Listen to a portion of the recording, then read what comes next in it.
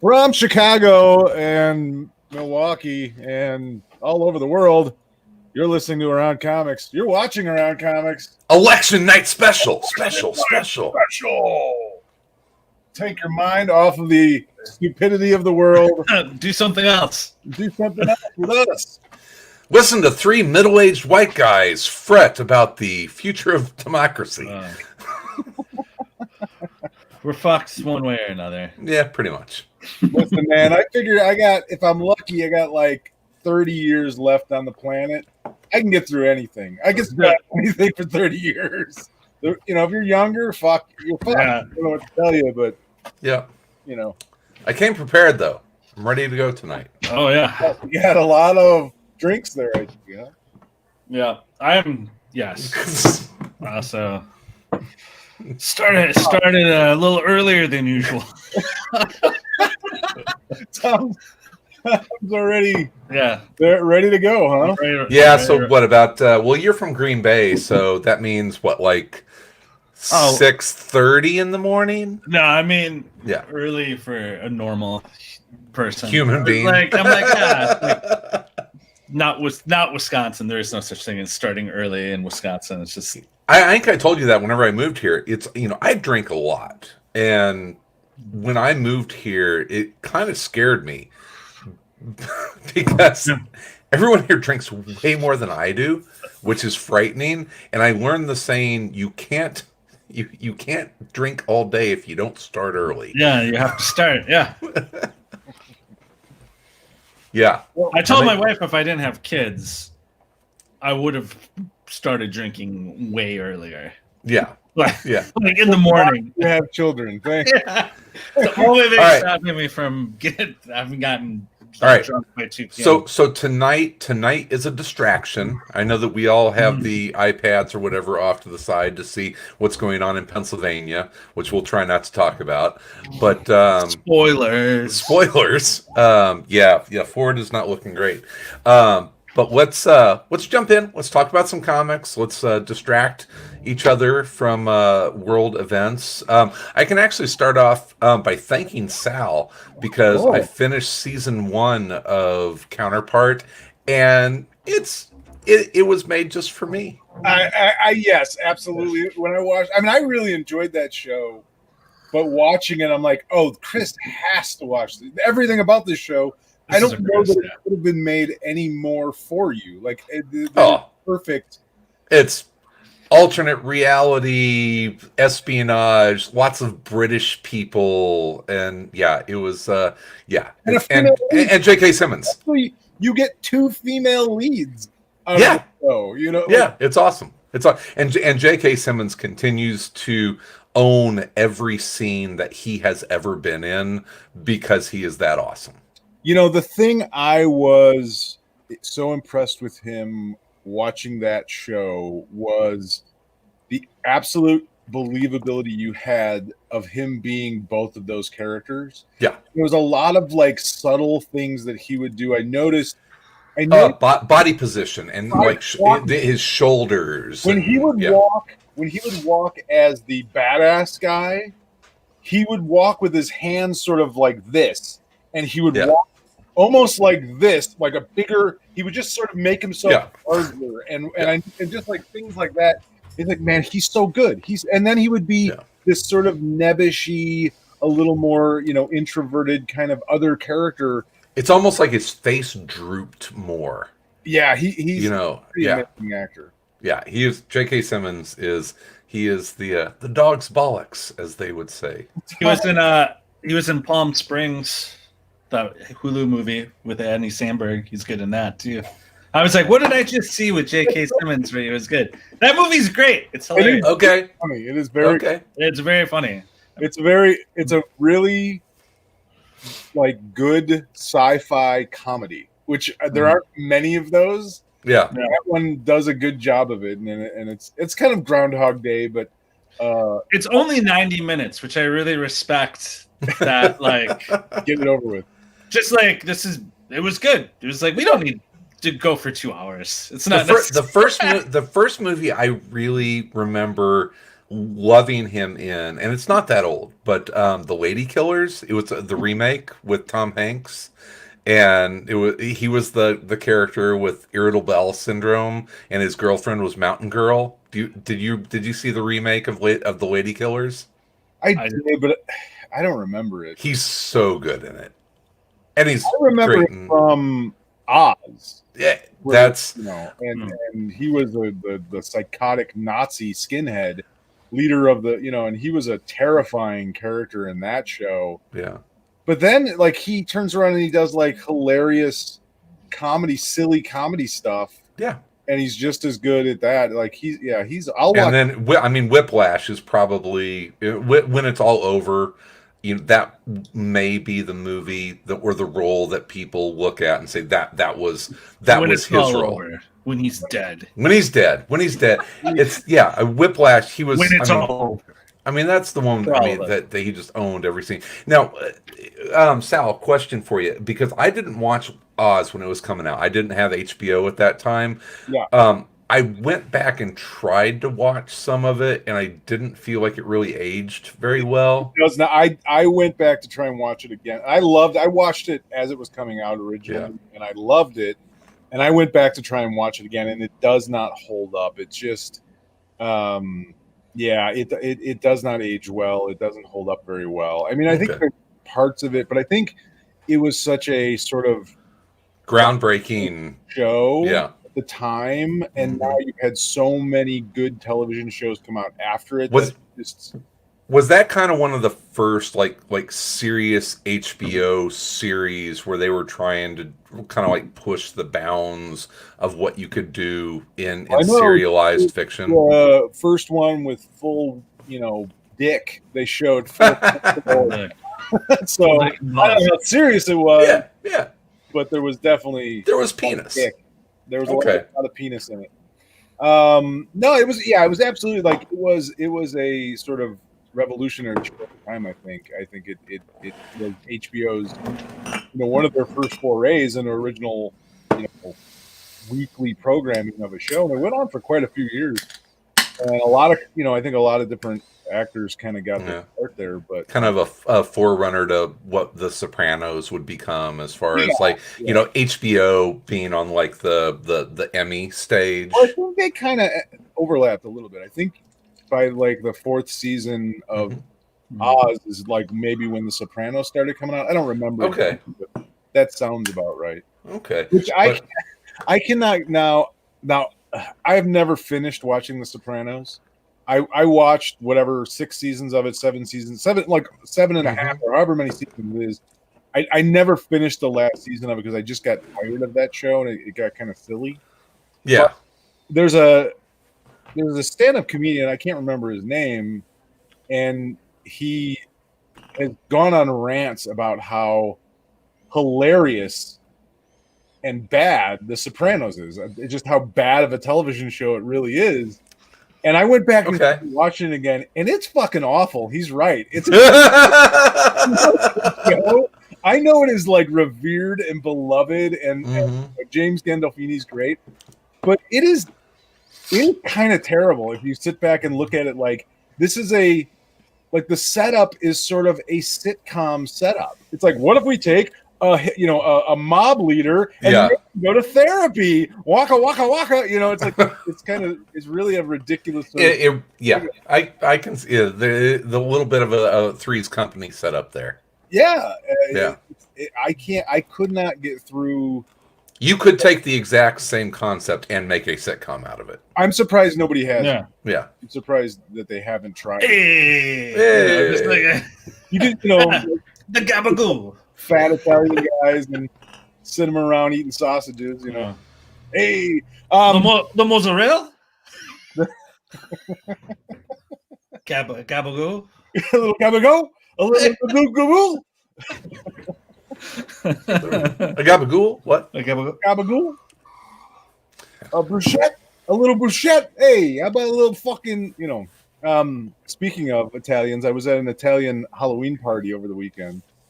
My friend had an outdoor Halloween party, and it was mostly just his family and then us. And I've known him for a long time, but that was an interesting experience of like That's why you look like a redneck right now. As well, you know. I was, Okay. It sounds like the setup to a joke. You know, like, how do you know you're at an Italian Halloween party? I don't know what the punchline would be. We got to come up with a punchline for that.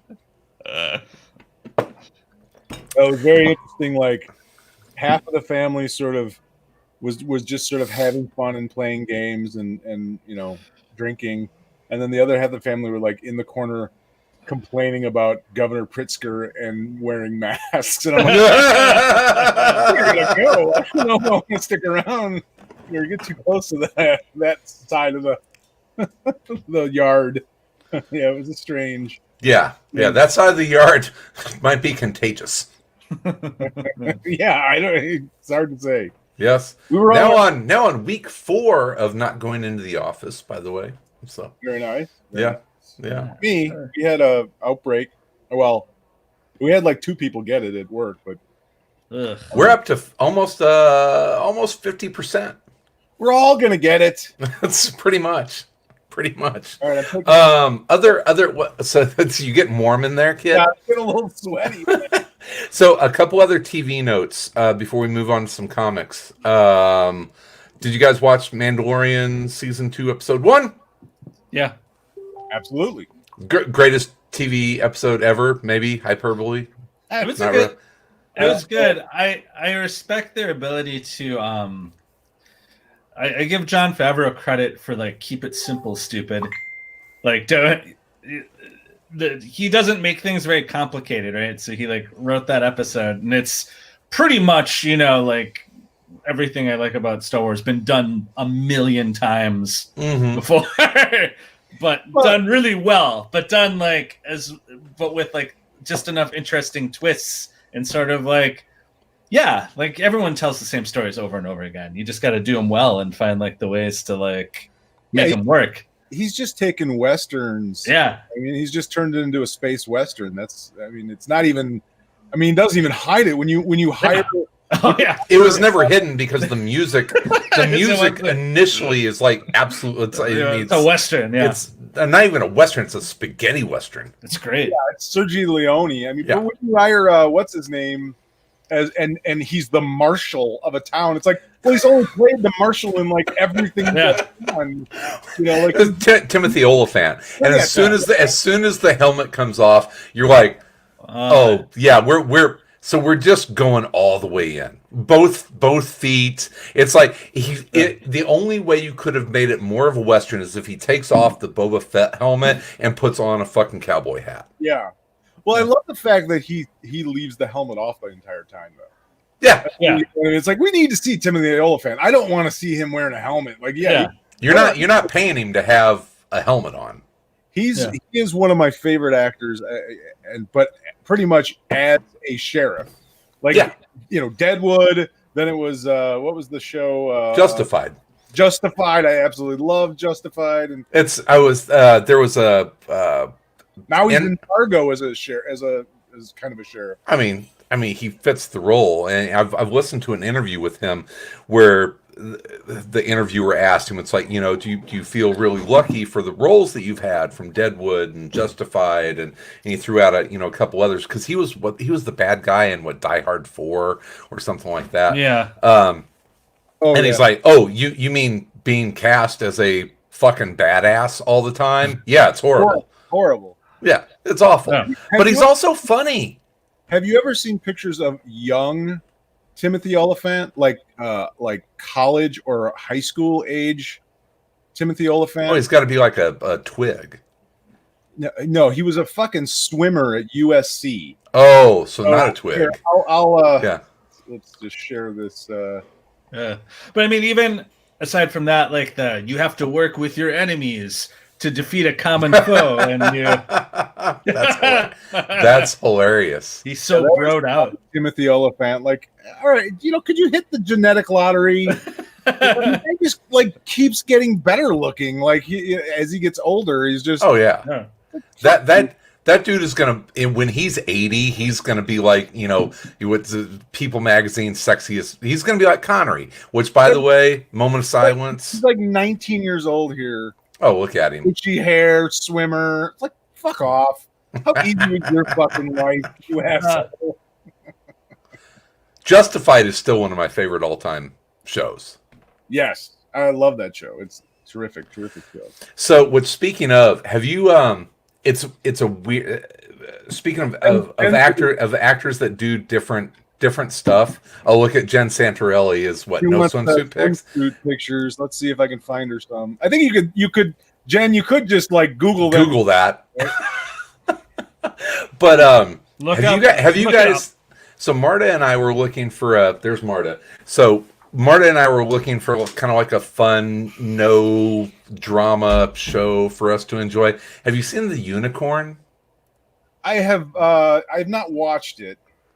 It's weird. It's not bad. It's just weird because it's Walton Goggins as a lovable widower with 2 teenage kids and going back into the dating world. And I'm like, no, man, that's Shane. Little Elijah Craig. I figure. Yeah, the race is tightening up, so Pennsylvania's looking okay right now, though. I know, Ohio, Pennsylvania, like Texas. What? Yeah, Texas, leaning blue. Yeah. I had Walton Goggins in like a comedy. Weird. Well, he's great in Righteous Gemstones. Vice Principals. Did you? Yeah. That? Oh my God, he's hilarious. His character in Righteous Gemstones is maybe my favorite fictional character. Baby Billy, Uncle Baby Billy. So just perfect. He's just white hair and it's just so... I think I literally have relatives in Arkansas and Texas who look like who are him. Yeah. He's just got like the tan, like the super white teeth. Just like white teeth. Yeah, he's awesome. Did you guys ever watch what was the motorcycle gang show? Sons of Anarchy. Sons of Anarchy. Sons of Anarchy. He was in that occasionally as a transsexual prostitute. Hi, Georgie. And it's a reoccurring character, and he keeps coming back. And like, I guess he was sort of kept fighting for the role, like for the character to come. It's very odd. It's very strange. He's done an amazing job of not being typecast. Yes, yeah. I mean, seriously, it's. No, I mean, he was amazing in Justified, as well. Those two playing off each other. Get him on Mandalorian. Just get everyone. Just get everybody cool on the Mandalorian. Yeah. Are you guys watching Star Trek Discovery? This will wrap up kind of our TV intro here. Nope. Have you watched Star Trek Discovery from the beginning? Any of it? No. I don't even know. It is rapidly becoming my favorite. Is Star Trek? Yeah. You mean Star Wars? Is that a Star Wars spinoff?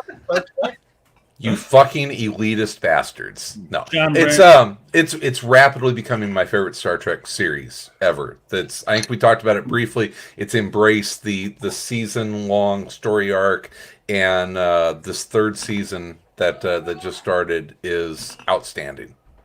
Has anyone have you watched? This is nothing geeky. Well, I guess it's kind of geeky, but I watched the Queen's Gambit on Netflix. It's a Netflix show. I want to start that. I have to shut the door, so hold on. I mean, I'm. Chris is gone. We can talk about him. He's not here. I like to pretend that I like chess by watching movies and TV shows about chess players. For Bobby Fischer and that kind of thing. Is always kind of a really interesting thing. And this is a show about a female chess player, but it's a really interesting show. And does it get into the chess a lot? It does. It does, but it tries to do so in a historical way because it starts in the 1950s, goes to the 60s and 70s. And so it's very much around the time of like when Bobby Fischer and the Russian, I can't think of the Russian's name. What's his name? Spassky, something like that. Those guys were really, dominating the chess world. And so it kind of tries to fit in there, although it's fictional. She didn't really exist, but it's done really well. It's like, I kind of felt it, after watching it for a while, I'm like, is this a real person? Was she a real chess champion? And no, she wasn't. It's a fictional person, but it's kind of like that Mrs. Maisel thing. It's like, was she a real comedian? Yeah. But it's really good. The actress is fantastic, and it's very fun. I mean, she's a very imperfect character. She is orphaned at a young age. She grows up in a orphanage. She becomes addicted to tranquilizers, and then that addiction sort of sticks with her pretty much all of her life. And she uses it sort of, she thinks she needs it to play chess well. And it does help her play chess well in some way. Yeah. But she's also incredibly gifted as a chess player. So it's really interesting of her sort of battling with, her parents, which is she gets adopted, and she has these adoptive parents. It's a very good situation. And then sort of battling with the gender, politics of being a female, chess player in a very male dominated world. Yeah. Very male. It doesn't in a very, it's not incredibly heavy handed. It's not beating you over there, but it's, it's just the idea of like, when she first shows up for a tournament, nobody knows who she is. And so they want to put her with the amateurs, and she's like, no, put me, I want to, I'm here to win. And I want to be with, the high level players. And they're like, no women even play in that, so it's touched on a bit, but not, terribly much, but a lot of it is just her dealing with sort of like her own demons and that kind of thing. It's really good. I really enjoyed it. When you were describing that scene, I suddenly started imagining the exact same scene, except like replace chess with like Dungeons and Dragons. Like she shows up to a big tournament. Yes. Oh, that's right. You have a bunch of nerd chess nerds, and they're all looking at her. No women play Dungeons and Dragons. She'll play with the children. Right. Insert any kind of nerd thing. Yeah. Anything. Comic book stores. Video games. No woman has read any extended universe novels. Yeah. Go over there and watch your original trilogy. But it was a really good show. I was looking for something to watch, and I kind of got hooked on that. And I still can't say enough about. Although the last episode is incredibly weird. Brave New World, or not Brave New World. Raised by Wolves. Oh yeah. HBO Max is one of the best sci-fi shows of just like really making me think about stuff and just having a different perspective about stuff and really interesting sci-fi. But the last episode sort of took me back. I'm like, this is really bizarre. I didn't expect it to go where it went, and it went really off the rails kind of for me. But it's a really good show nonetheless. I was going to start watching it on but unfortunately, I also saw on HBO Max that the David Lynch Dune is on there. So I've just been slowly like watching Dune as I fall asleep every night.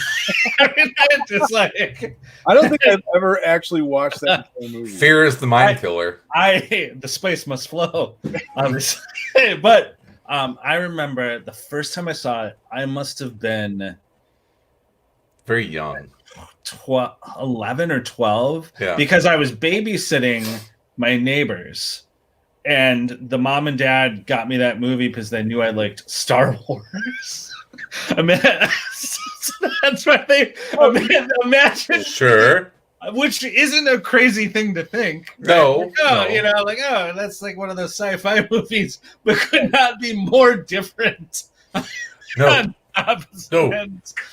And I, as a 12-year-old, was so confused by the movie. I was like, "What is this?"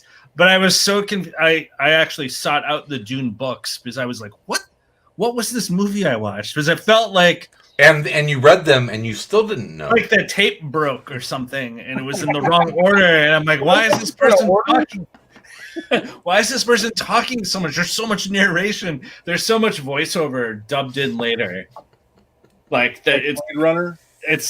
But even more egregious because there's multiple times within the Dune movie where you can suddenly hear people's thoughts. Like, yes. And you're like, oh, wait, is that weird? This kind of movie Listen, I know that like David Lynch has a large following of fans, but I am still convinced that he has been trolling people for fucking decades because there isn't one thing he has fucking made that makes any fucking sense whatsoever.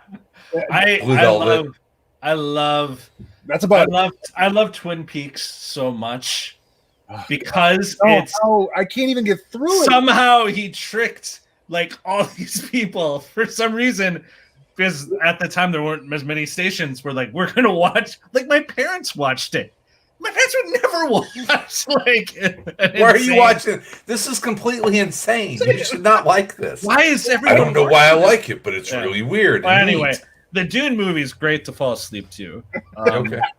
And I'm looking forward to the remake. Yeah. And I'm hoping that it's like just a straightforward movie. Like I can actually sort of just enjoy a sci-fi movie. Don't enjoy it too fucking, crazy. But also my my wife would walk in at night after I'd fallen asleep, and she's never seen Dune. No woman. Back over there, and she's like, "What the fuck are you watching?" And you wake up and you're like, the spice must flow. I was like, it's that David Lynch, that Dune movie. She's like, oh, okay, that makes sense. I love the David Lynch movie. What's the one? It's like a murder mystery.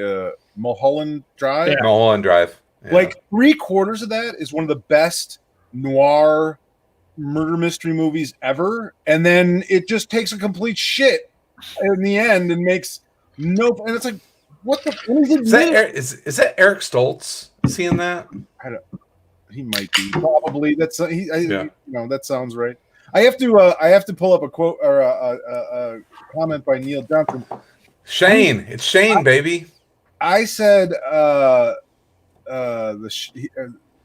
Sons of Anarchy, but I think it's The Shield is where he's the transgender. No, The Shield. He plays Shane. He's the crooked cop. He's been in so many good things. Yeah.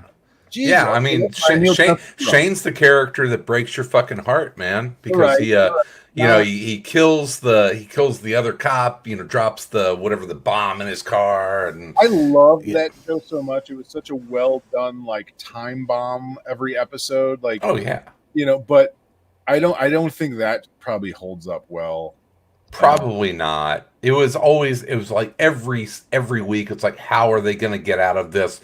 Countered with, should they get out of this? Because they're kind of horrible people. I don't think they should, but I kind of rooting for them to get out of it anyway. Oh, it's a show about crooked cops. Yeah, could you imagine that today? Like that show airing today, like crooked cops getting away with being crooked? No. I don't think it's gonna fly. So you got Shane in The Shield, and then Boyd Crowder in whenever you see Walton Goggins, which one? I know that there are Shield fans like Ryan Brown. If we dialed up Ryan Brown right now, Walton Goggins is Shane because The Shield was like his favorite show ever. But I mean, he's Boyd Crowder to me. Here is I'm just gonna share this with you because is it Dune? No. It's Walter Goggins as that's amazing. Yeah. What an actor. and it's like it was never the character. That's amazing. Never, a joke. He didn't play it for laughs. She actually ends up being a very sort of tragic character and in the later seasons kind of integral to the plot. But he never it was never for laughs. It was I felt like it wasn't for laughs. Like it wasn't it was more of a tragic character and he played it straight. Like no pun intended. He played, you know what I mean? But he's amazing. I mean, he's an amazing fucking character for sure. That show is kind of nutty, but yeah. That's awesome. That's awesome. Comic books. Comics. Where is it? I'll just say, look what I got today. I don't know if I can wear this or not, but this came on a book that I got today in the mail.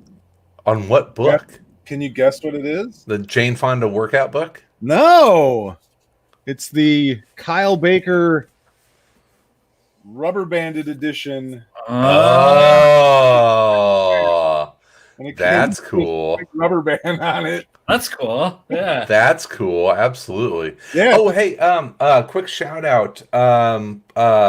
Jason Gonzalez, his Kickstarter. We had him on the Wano del Destino funded.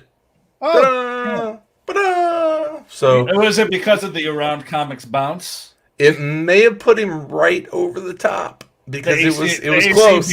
The branded ACB. It was because he needed it was like a $39,000 like $488 because I mean he had it down to the dollar and I think it cleared by about $1,200. So yeah.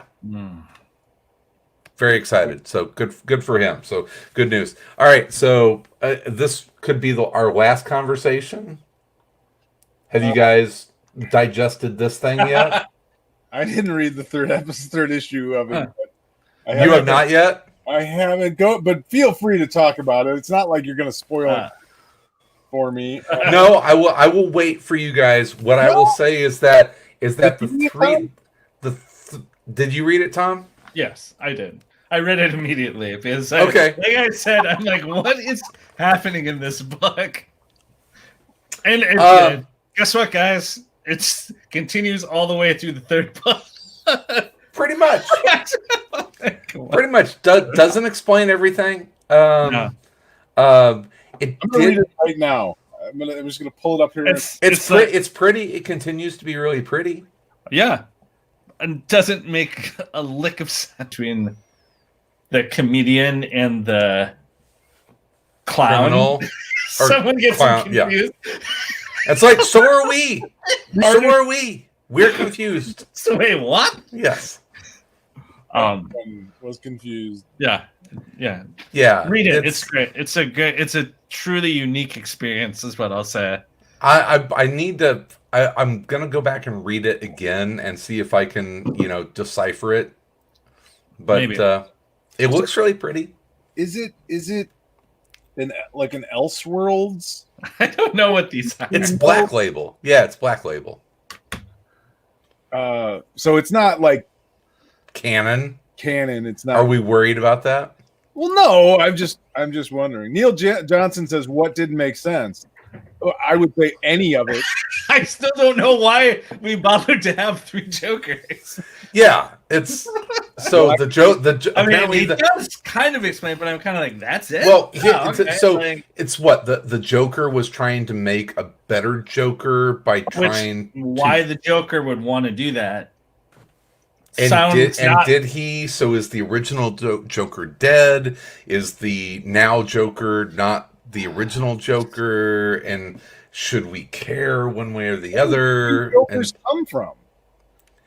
The Joker gas or the Joker... The chemicals? The Acme chemical stuff. And he was going to make Joe Hill into the ultimate Joker. So not Joe Hill, Joe Chill. Joe Hill. Now, if he made Joe Hill into the ultimate Joker, now we're cooking with gas. I can see that. I can see that happening. Yeah. I don't understand. Like, okay, so which one is the original Joker? Did we figure that out? From the 1940s Joker? Or 37. Other Jokers. Oh, yeah. They don't. It's left up as a mystery. Oh. Yeah. Oh. But apparently Batman knows, and he's always known, but it's to protect someone, like his ex and his kid. So. It sounds worse and worse. Yeah. It sounds so weird. Yeah. Just saying it out It was loud. weird. It was weird. It was weird. It was, yeah. All right. Well, okay. So Neil is commenting on it. It's the golden, bronze, and modern age Joker. Okay, we understand that, but what is the point? But why? But why? Why? Yeah, like, and how did like the golden age Joker get frozen and then brought back? But always been here. I don't think it's the Silver Age one, right? Because they keep showing all three of them doing really like violent things. It's the Alan Moore Joker. And so there's no mustaches with white paint over them. Yeah, there's no now, Cesar if you gave Romero. if one of the three Jokers was the Cesar Romero Joker, I'd be like, fuck yeah. This is Jack Nicholson and Cesar Romero Joker. Now you're talking. If someone told me the fourth Joker was You would have been able to tell them apart then. Why not those 6 Jokers? Why? I can't wait for 4 Jokers. Because there's only 3 ages of comics. Jeff Johns should have to find like an incredible artist to work on every one of Neil is taking this so seriously right now. Let me ask you this, Neil. And we love you, Neil. No. If that's the case, where the fuck have they been all this time? Why aren't they constantly running into each other? Why haven't they been working together? Good to see you again, Joker. Why aren't they doing a podcast? I was gonna say I hope Jeff Johns has to find an incredible artist and do a sequel for this every year. Like I want like 4 Jokers and 5 Jokers. There's enough of them. So it sort of reminds, like I said this before, it sort of reminds me of like You got it. we don't get art. Yeah. Right. Right on that. Neil, you're working yourself into a guest spot. That's all I'm saying. We're just not. Yeah, he's right. We're just too dumb. Someone's writing their thesis on 3 Jokers. Like, what if instead? Oh my God! Can you imagine? There were 3 Jokers. Here's my biggest problem with it is that in a deck of cards, there's only 2. So I mean, if we're gonna play it out, I mean, there should really just be 2 Jokers. 2 Jokers, and if you're gonna go with the whole motif, but I don't know. Yeah, I don't. It's just. It seemed like it wanted to be more profound than it was. It really wanted to be a Jason Todd story, is what I got out of it. It's like it really wanted to be a Jason Todd story. Well, does the world need another Jason Todd story? Not really. I think with Johns' problem is like he always wants to sort of like fix everything. Like he has these sort of like problems in his brain about canon and about like. Well, he kind of fixed Green Lantern, so I know, and he's doing it really well with certain things, like bringing Barry back, he did it really well. With Green Lantern, he did it really well. So he's had, but now Ian Robinson reinvented the JSA. I mean, he's sort of like M. Night Shyamalan. Like M. Night Shyamalan's problem is he thinks every movie he makes has to be a twist at the end. So he sort of like comes up with a twist and then goes, "Okay, I'm going to write a movie to use this twist," and then the movie's a piece of shit. And now, like Jeff Johns is sort of like going, "Well, what am I going to say now? Fix the Joker problem? How do I?" He sees what was there a problem though? Well, that's what I'm saying. He sees it as a problem. He sees the fact that there's been different Jokers throughout history as a problem that he has to try and answer. And I think that's sometimes a mistake. Yeah, I think he's just I think this is that mistake. It's just like. There wasn't really a problem. Nobody gave a shit. Nobody cares that there's been different types of Jokers. I mean, the Joker's the Joker. I mean, this is sounds fucking stupid, but the Joker is a wild card because he can be whatever I know. He can be whatever you want him to be in any story. He can be a clown, but he can also be the sadistic, psychopathic murderer mastermind. And that's okay. Everything doesn't have to, have a straight line connection, right? Yeah, I don't have a problem with it. I mean, to me, it's just sort of like it's just like he's a force of nature. It's a theme. It's a tool. Use it however you want. Use the Joker however you want to use it to you tell. You could almost say there's more than one Joker.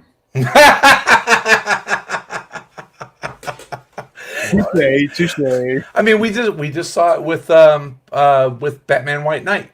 That was one where it was a new look at how to use the Joker in storytelling, which is why that book I think was really engaging. It was the first time that I found myself like rooting for the Joker. Have you seen there's a speaking of the Joker, there is a, I'm going to pull it up here. This is I saw this, I don't know who made this, but it's a statue from the movie. Oh, God damn it. I got it already. Okay. Oh, for fuck's sake.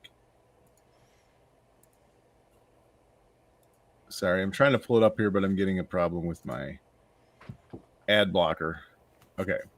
So here, I'll share my screen again. I'm into sharing my screen tonight for some reason. So this is a sculpture. I don't know where you can get it, but I want to buy it, and I don't even love the movie that much. You just want this like incredible replica. Well, it's not only just look. Watch the video here. I'm going to play it. If it'll play. Smile.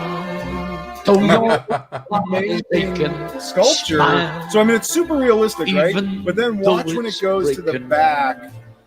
When they're rocking sitting there. Oh, that's cool. It's a fucking cool statue. That's neat. You go to the front underneath him. I don't know through your fear and sorrow, smile. Underneath in the front, it's that's cool. And they say we don't appreciate art. Look, so here's the front, and there's the staircase with him dancing on it underneath. It is one of the coolest statues. Like I said, I don't buy statues, and I don't really. I mean, I like that movie, but I would buy that statue just because it's so fucking cool. Yeah, that's smart. Would you set it up and have it like staring at you? Yes, I would. I'll have it right here next to me. Bedside table. I think it's life size too, which is insane. It's got to be $5,000. I don't know, I mean, yeah. Who made? I want you to get it, and I want to see it like set up. I want this like life size bust of like a person just sitting behind me, looking over, just like hanging out in the background. Oh, so what? Have you read this yet? No, I haven't. It's a good Hulk story. Hey, you know what we need to talk about? What's that? Is Scumbag. We never talked about. Oh yeah. We that is one of my favorite like first issues from Remender. I liked that issue so much that I actually contacted the guy who does the art, his art dealer, because I wanted to buy that double page spread of him shitting himself. I want that. It was a little out of my price range. I considered it, but yes, I have thought about purchasing that. I contacted them about purchasing that fucking page. I'm like, that is one of the greatest fucking double page spreads in comic book history, in my opinion. I love that issue. I love that comic. I love the idea of turning a dirtbag, scumbag barfly into a hero, into the worst person. The worst, the worst person. But a person that I've known. Oh yeah. I have 4 older sisters, and they've dated guys like that. Like I've had guys like that. I grew up in the 70s. Yeah. I've known dudes like that, and they're still around. Like guys that just never, have gotten away from that. They've never had the decency to die. They're too dirty to die. They have built up such an immunity to everything because they've done it all. Yeah. It was such a fun issue. I really dug it. It was awesome because it it dove in with both feet. Yeah. It's like, this is going to be the most reprehensible person that you could ever run into. He is going to disgust you and repulse you in ways that many of you have never ever even contemplated, and he holds humanity's fate in his hands. I thought it was, and boy, is it pretty. Pretty in a really disgusting way, in a lot of times. But man, who is the artist in this? I don't even know. La Rosa. Yeah, I've never heard of him. I've never heard of the artist before. Remender has this ability. If he didn't write so much, he should just work for a company finding artists. No shit.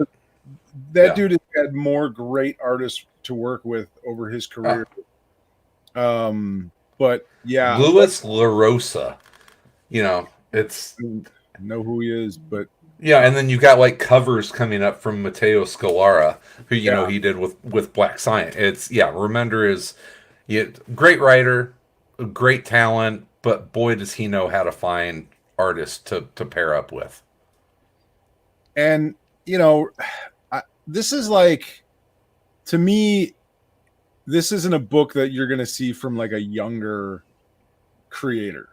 You know what I mean? Like somebody in their 20s wouldn't even know a character like this. Could not possibly, write a character kind of this insane and crazy. And of such an era. I mean, this character is of such an era, that, and Rick was a punk kid. I think he was straight edge. Yeah, he was straight edge. But I mean, being around the punk scene and being in those bars and being in those clubs, I'm sure, and going to those shows. These guys were in those bars. They were, you know what I mean? They wanted to hear Motorhead. I did. I still do. I still want to live. There is a part of me that is a scumbag. I mean, there's a part of me that sort of identifies with this guy a little bit. If I hadn't have gotten married and had children at a young age, maybe I would have turned into more of this kind of a dude. But luckily, I am not. But yeah, it's no. You wouldn't. You would have ended up knifing this guy in an alley. It's possible. Yeah, so good. Just so good. And you talked about the M. Night Shyamalan twist. This has that twist. Almost at the end of the first issue, that you're just like, oh, really? That's where we're going. All right, Rick, I trust you. Well, I think you have two ways to go with it. Either he just don't redeem him. He redeems. No, you can't do. You can't redeem this guy. No, he's gonna be this guy at the very end. But he's gonna reluctantly save the universe anyway. Mm-hmm. I think you got to trick this guy into saving the universe because he's a scumbag. Yeah, it will be interesting, useful, man. Ask any cop. Scumbags can be useful. You just got to put the right pressure or the right, carrot or stick in front of them, and motivate them. What was his list of demands? I want $1,000, no, $2,000, and a helicopter, and God, I don't even. It was such a great scene where he's negotiating up what he wants to to play ball. It's such a great scene. Because you could just and just the cadence of it was so good. $2,000 cash money, done. Get Judas Priest to play for me and my friends at Simon's Bar. Fine. A Hunter S. Thompson briefcase full of drugs, all the drugs, and a flying Trans Am car. What? What? A flying Trans Am. A 1978 Trans Am. Oh, and one of them sex dolls that can talk. Because of course. What a great scene. This may end up being my favorite work from Rick Remender, but when it's all said and done, we'll see. my favorite thing that he's ever done. Yeah, I mean, big catalog from that guy at this point. Yes, he's he is. I don't, it would be interesting to sort of find out how successful Rick is as a creator. I mean, he has produced so much work. He has been so prolific. I have no idea if what level of success he's had. I mean, obviously, he had the TV show of what was the last Deadly Class. Deadly Class. So, yeah, obviously, and I think there's Fear Agent stuff out there that's still in the works, for him and Tony. But yeah, I mean, he's done, like entry level.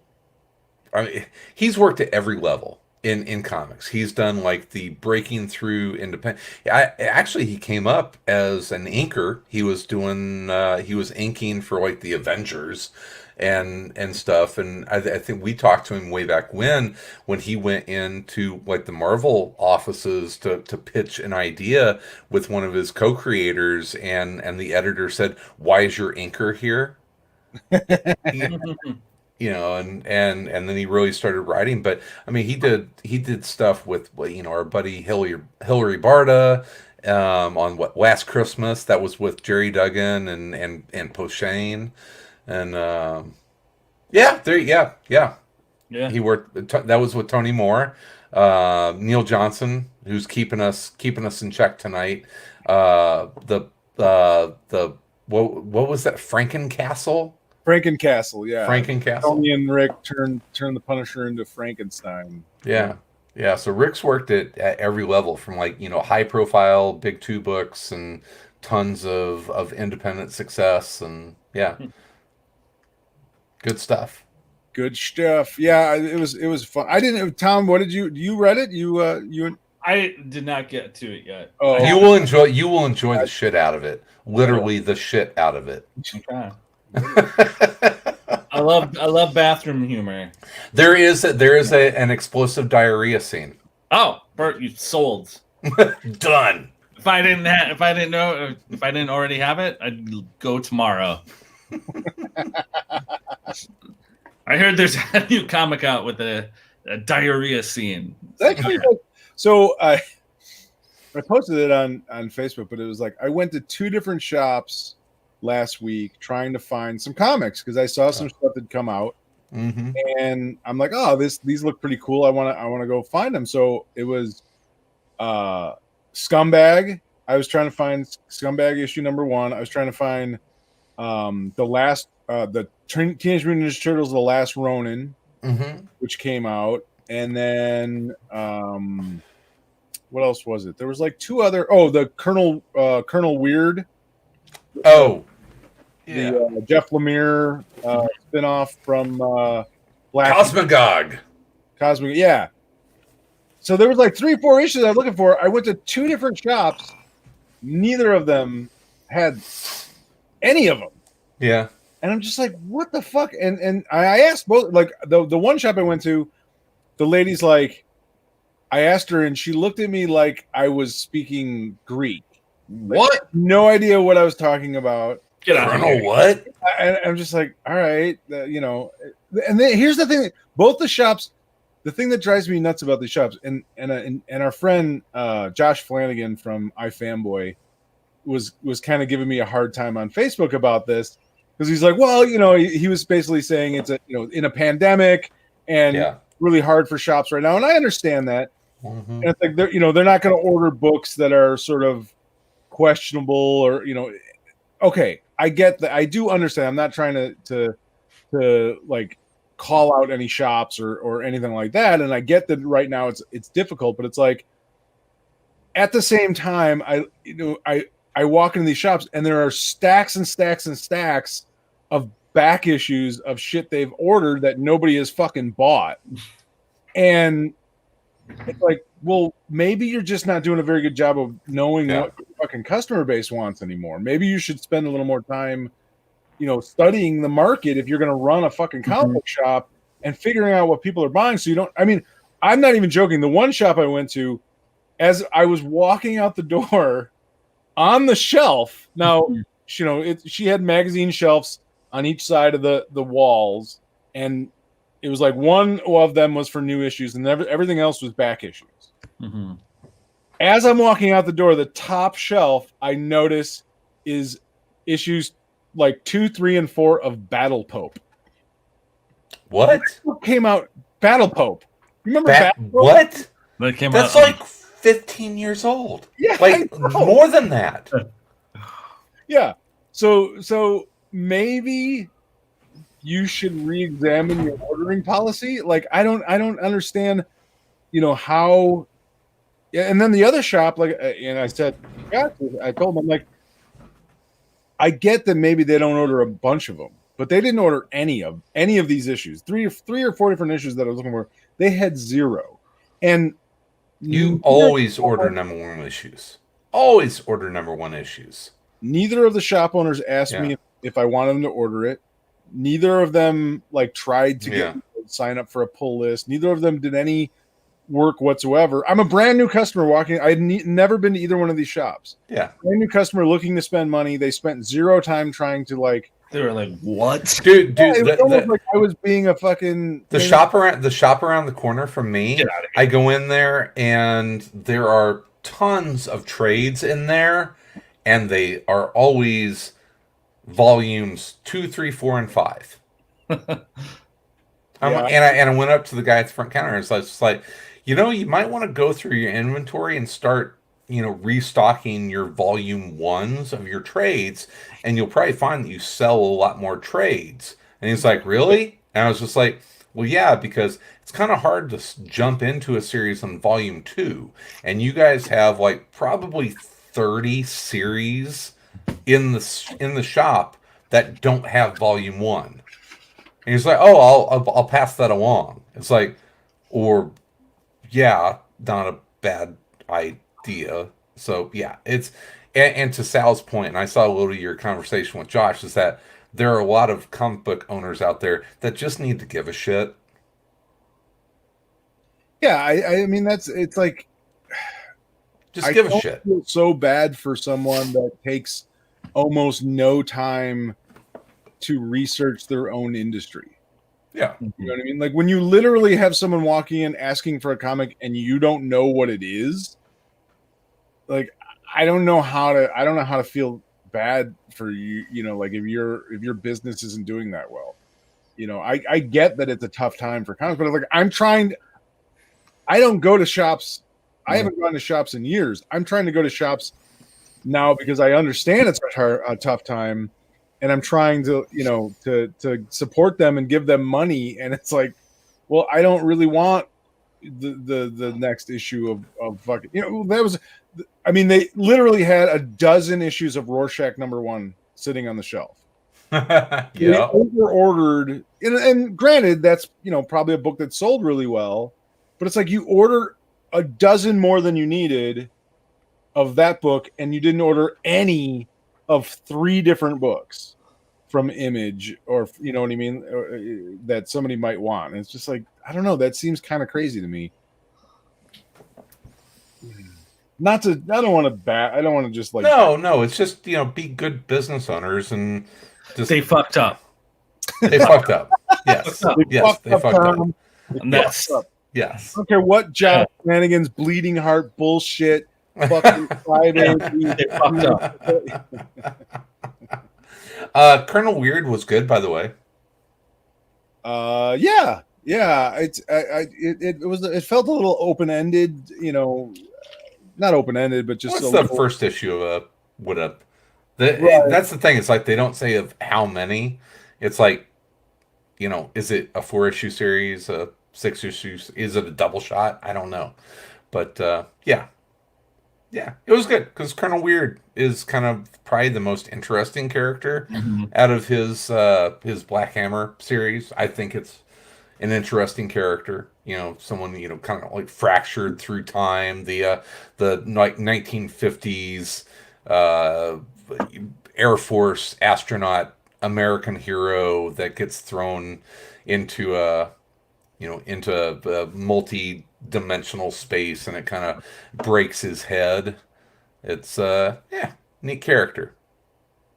Yeah, I think I think you could do a lot with all different characters in that book. Really, I mean, I. It's one of those things, though. Like, I don't know how much I want to know about him. You know what I mean? Like, sometimes it's okay to just leave him alone and let the mystery. I had a very drunken Halloween discussion. It wasn't an argument; it was a The discussion. Italian Halloween party. It was at a Halloween party, but we were talking about like social media and sort of I think it was a continuation of the conversation we were having about like there's no anticipation for anything anymore. Like everything, it's like when we were kids growing up, we had to wait a year, 2 years, or 3 years sometimes for the second chapter of a movie, or you had to wait for it to come to video, or you had to wait a while for a new video game, or you had to wait, for whatever it was. And now everything is sort of like instantaneously at your fingertips. And I think like that anticipation, it inspires creativity. Like because you have all this time where you're waiting and you're like imagining what are happening to these characters or what are happening in these stories, and now there's no more of that. Do you think that some of the streaming services have changed the Netflix model of we're going to drop the entire season on Friday and then you can binge it through the weekend, and now you see like CBS and Disney and there's other and other streaming services that they kind of, it's like, no, it's going to be one episode a week for 10 weeks. Do you think that is kind of why they're doing that? Is that they want to draw out that immediacy of it? I think what they're doing is they don't have as much programming as say Netflix does. Sure. They want to string you out to the next program. Mm-hmm. You know what I mean? So like Disney Plus, they're trying to get to WandaVision. Exactly. Mm-hmm. Yeah. And HBO Max is like or whoever, like I know I've been watching this there's a documentary series on Showtime or Stars, one of them, about the Comedy Store in Los Angeles, and it's like 5 episodes and it's been one a week. Yeah. And they're just trying to keep it's 5 episodes, so they're trying to keep you for a month so that the next month, I don't think they're doing it altruistically to try and like, help young people be more creative. No, absolutely not. And I don't mind it. It's like I know that I get Star Trek Discovery on Thursday, I get Mandalorian on Friday, and that's that's fine. I don't know. It's a weird thing because there's part of me is like, just fucking drop the whole thing so I can watch it when I want to. Yeah. You know what I mean? But there's also, I kind of like the anticipation of Mandalorian. It's like, oh fuck, now you don't immediately start the next one.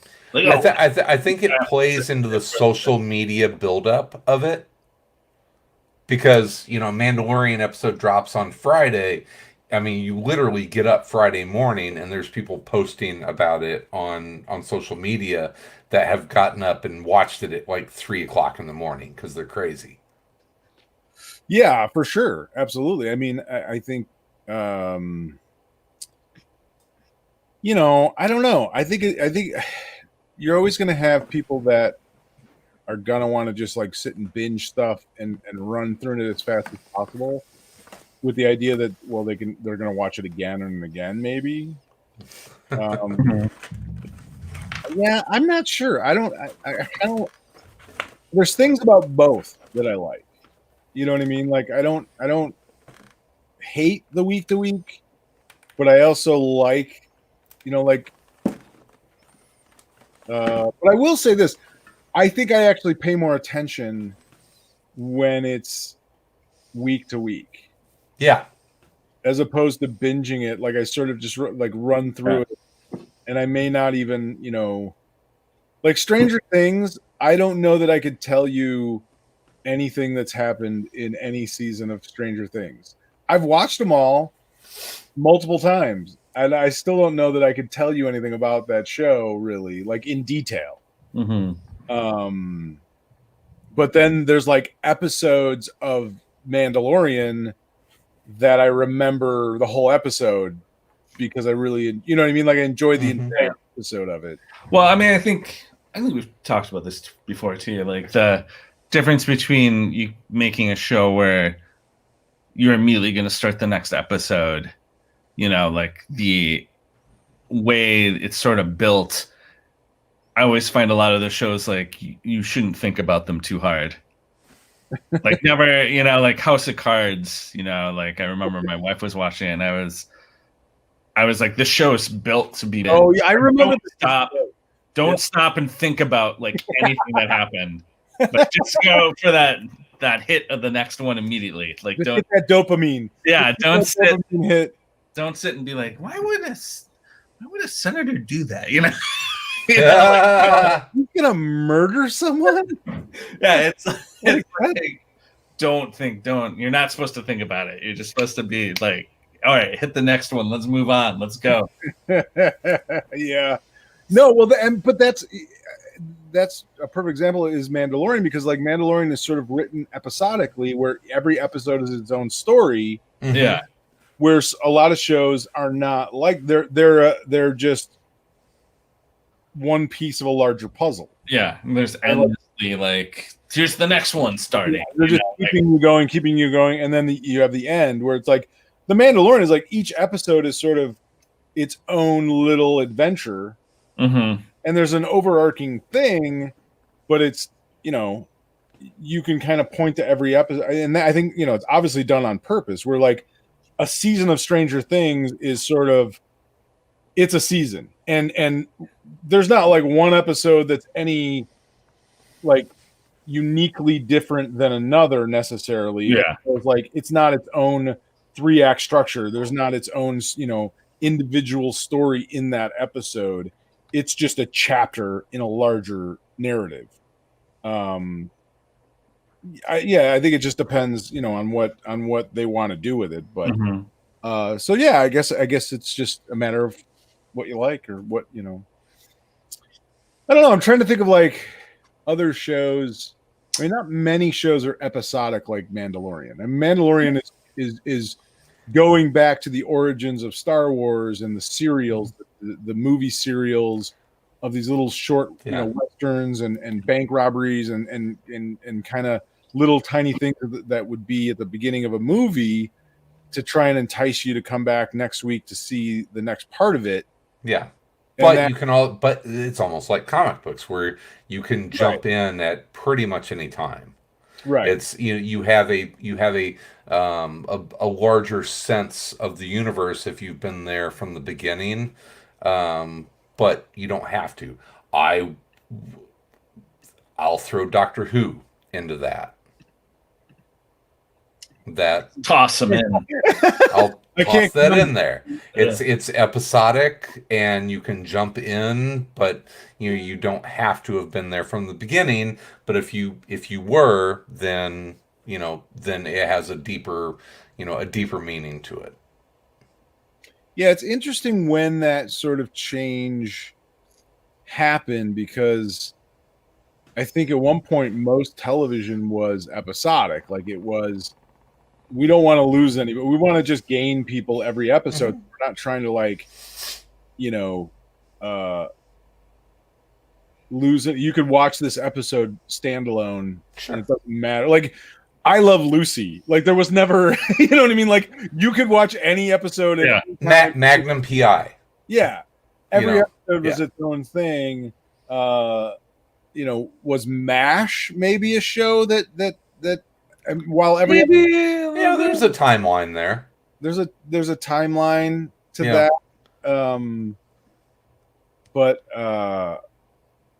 Well, I mean, so to bring things back kind of full circle, you start getting into the series where you really need to watch episode to episode. Twin Peaks.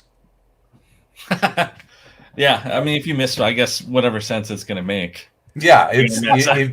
you needed to know what nonsense to make of I mean, it, because things followed a straight line. So Neil Johnson once again says people also watch the entire show now. Basic cable was designed so people could skip episodes and not miss much. Yeah, sure. Yeah, I think that's what we said. I mean, television in general, was designed so that you didn't have to pay attention to every episode. It was just a matter You of could miss an episode of Mork and Mindy. It was okay. yeah, but I think shouldn't though. I mean, you should. Well, Comedic genius. Yeah, especially the Jonathan Winter ones. those were the best. Those were the best. Easily the best. How much cocaine was done on the set of A Morgan? lot. Pam Dauber was doing a lot of cocaine. Oh, I don't think she was the one doing most of the cocaine. When you have Robin Williams and Jonathan Winters on the show. Pam Dauber was pretty thin. Wow, how dare you disparage?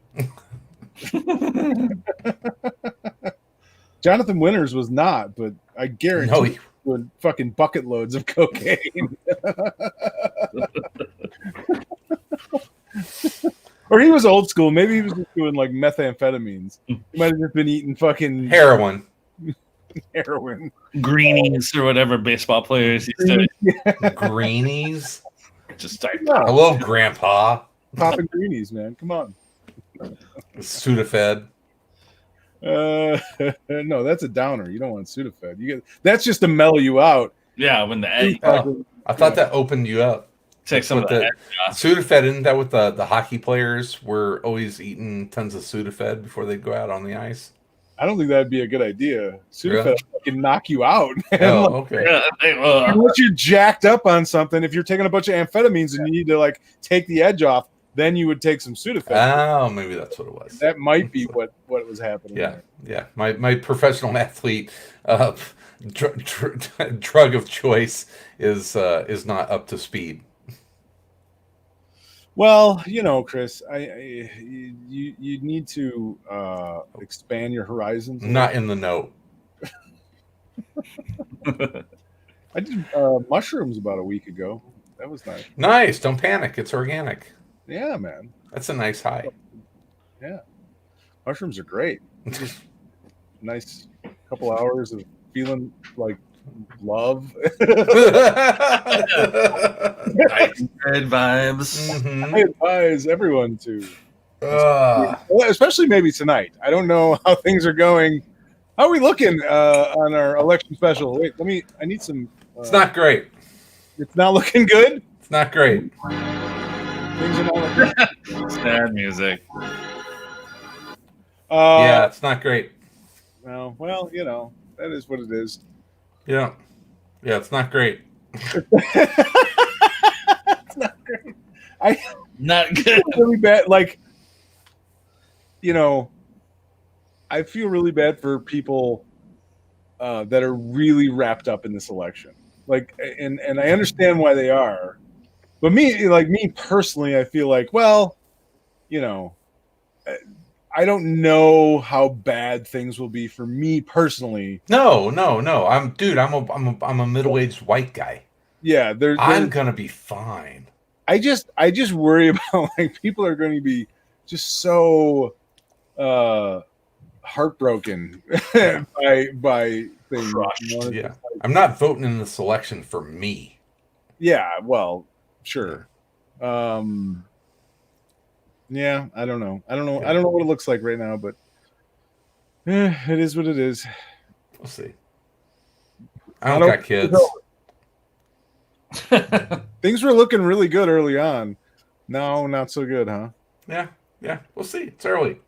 A lot of mail-in ballots to count. Oh boy! All right, back to Yes. lighter things. Back to not the real world. Yeah. So what else we've been reading? Well, I will say TMNT: The Last Ronin. Yeah. I really enjoyed the first issue of that. It was written by Eastman and Laird, and I think it was actually even layouts by Eastman. He didn't do Really? the pictures and stuff, but he did the layout. So it's a sort of futuristic story. It very much felt like Frank Miller's Ronin. That's what I was thinking. I mean, because Very much, TMNT is just a big nod to Miller's Daredevil. and this makes complete sense because it is like it's the last turtle, and you don't really find The out last turtle. he's the last one in a future world, and he's sort of like trying to break into this compound, to sort of one last effort to overthrow whoever is turned the world into this, it's not post-apocalyptic, it's very Blade Runner-ish. Yes. Donald Trump. Probably. It very much felt like the Ronin, Frank Miller's Ronin, and I'm like, oh, well, that makes complete sense. I mean, so it works. I liked it. I mean, it's why I fell in love with the Turtles to begin with, and I felt like they had gotten so far away from that, after a while, that I really didn't pay much attention to the book. But this brought it back to that feeling, even though it's a futuristic story. And it's fun because like you don't know which turtle it is. You don't know which one of the four it is. Oh, really? Okay. Yeah, you're not sure, and it keeps you kind of guessing. It's Raphael because he's the coolest. Well, that's what maybe you would think, but maybe it's not. I mean, that you'll have to. They're going to throw you the Donatello twist. You'll see. You'll have to read them. I'm not going to give it away. I'm not going to tell you what it is. But it was fun. Leonardo, because he was the leader. It's a serious Michelangelo. It's because he had nunchucks. It's actually April in a turtle costume. It's Casey Jones. Casey Jones. Wild card. But it was fun. Like for an old school Turtles fan, it felt a lot like the sort of vibe of the Frank Miller, inspired original comics. So I liked it. I thought it was cool, even though nobody fucking carries it. We talked about it. I've got it right here. The TMNT artist edition. Yes, which I still haven't ordered, but The artisan edition, absolutely worth it. It's a really neat breakdown of layouts to original art to the finished art with the crazy paper that they used to make this with, which was it's like a reactive brush paper. I think we talked about it many episodes ago. A really interesting just process book. And when I was originally upset because it wasn't like the giant oversized artist edition, it's because it's at the original size of the original art, because they were so freaking poor that they had to cut the art boards down into half size because it's all that they could afford. And that's why it had kind of the weird offset size for the original issues, that they weren't the traditional comic size. So yeah, it's a neat neat artifact edition. Yeah, Sal is ordering it right now. I need to order one. No, me, and I'm trying not to be rude. Of what? What happened? No. Just someone is texting me. Oh, they're texting you about what's going on in Pennsylvania. Yeah, probably. I don't know. I don't care. I don't care what's going on in the world. All right. So TMNT Last Ronin, good stuff, huh? I liked it. I thought it was good. All right. I really enjoyed it. I really. I love that series, like so many years later, is still kind of going strong. Well, it's really that indie miracle book, right? Like it was Oh yeah. one of the very first black and white indie books that ever, before The Walking Dead or anything else. I'll still say it might be the most important book of the 1980s. It's up there. Important? Yeah, what it did to open the door for independent comics, and you look at the franchise that it created, in toys and movies, and I mean, like from a pure capital standpoint, that franchise made a lot of freaking money, and what it did to open the door to black and white independent comics in the direct market scene. Yeah, I think it's one of the most important comics of the 80s. Tom, you haven't Tom's said like, in like 45 minutes. I'm just wondering how drunk. I got nothing to add. You keep nailing it. No, that you make a good point with that. That actually makes now I can see what you mean by important. Yeah, it definitely opened the door for a lot of independent comics, because I don't think, we said, nothing hit like that before. Nothing had exploded. 4 issues in, all of a sudden it's like, the hottest comic book in the world, and it's a black and white comic about turtles, radioactive turtles, like such a bizarre. Yeah, which is a total homage to like Frank Miller Daredevil, which people that were reading that, most of them had no idea that that's what that was. But then to think of like that turning into a TV show, and then movies, and like not even just like it was a hot on every toy aisle in every big box store, But isn't that interesting? Like, it's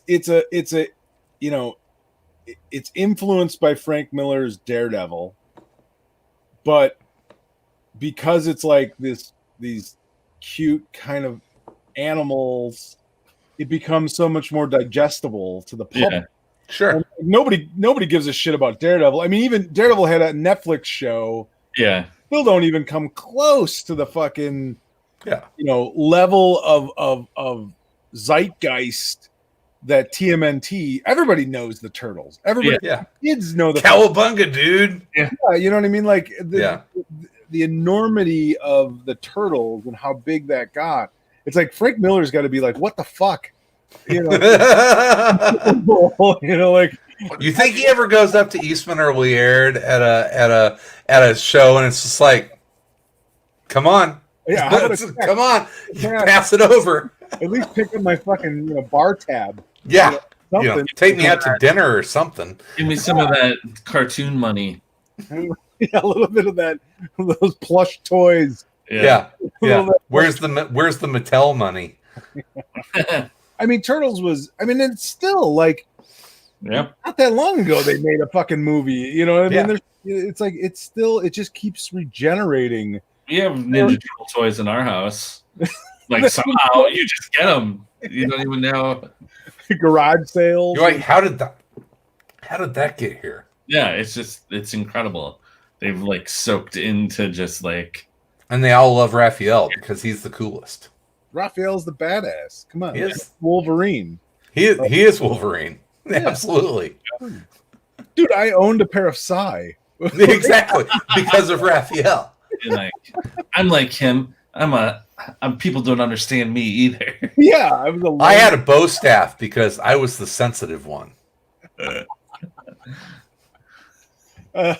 Actually, as I got older, though, I started to like Leonardo more because he was, he was more of the leader and sensible. Tactician. Yeah. As a father, I started to appreciate having to deal with all these wild personalities and wrangling them into a. He was the administrator. Yeah, he was the manager of the Turtles. This is the sad state. That's basically human life.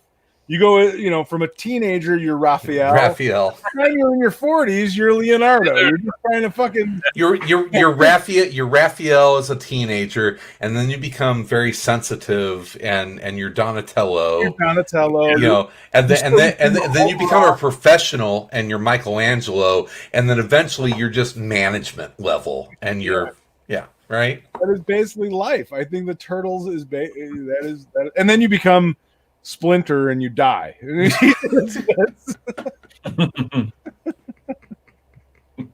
Become an old rat. What brilliance to take Stick and make it a rat named Splinter.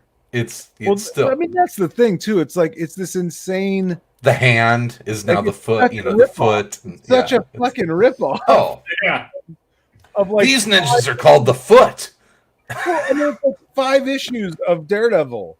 You know what I mean? Yeah. Like, characters only existed in a handful of fucking issues of Daredevil, and these guys just ran with it and fucking decades of goddamn money. So is Casey Jones? Is he Gladiator? Or is Casey Jones just Casey Jones? Casey Jones. Oh, I love Casey Jones. I don't know. I think Casey Jones is an amalgamation of a handful of characters. Maybe. Yeah. I think you have like a bit of like what's his name, the Taskmaster. You have a little bit of Taskmaster. You have a little bit of the sportsman. Yeah, you got a little bit of sportsman in there. I think he's the guy with all the little Jason Voorhees. Yes, you have little Jason Voorhees. I mean, it was fun. What a great comic. I mean, seriously, what a great comic at the time. I mean, and that's what it comes down to. It was like the perfect comic at the perfect time.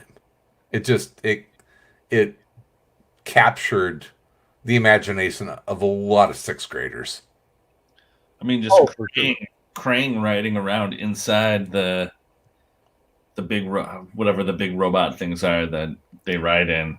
Oh yeah. Well, that's the crazy thing too. Like the comic was so wacky. Yeah. It's bananas. And then the cartoons were just like homogenous. Yeah. You know what I mean? Like they weren't nearly as fucking like dark and weird as the comics, but if you look at like influence, look at like then the Tick. Mm-hmm. Like the Tick to me is what like then took off all that weird shit from TMNT and I mean the Tick comics and cartoons. The Tick cartoon, the original fucking Tick cartoon, so good. Oh my god, it is unbelievable. So good. It's so fucking great and so strange. And then I think even from that you have like Savage Dragon. I mean Savage Dragon, the same sort of like bizarre, play on superheroes and weird, like how I mean he still does like weird. The last like Savage Dragon comic I picked up, he's got a pair of like sister spider women characters that literally shoot webs out of their assholes. He's doing Eric Larson. He's doing whatever he wants. Oh, Larson. Savage Dragon. Yeah. I mean, I like Savage Dragon. It's still a good comic, but it is. Yeah, Fugitoid. There you go, Fugitoid. I remember that. Fugitoid was awesome, man.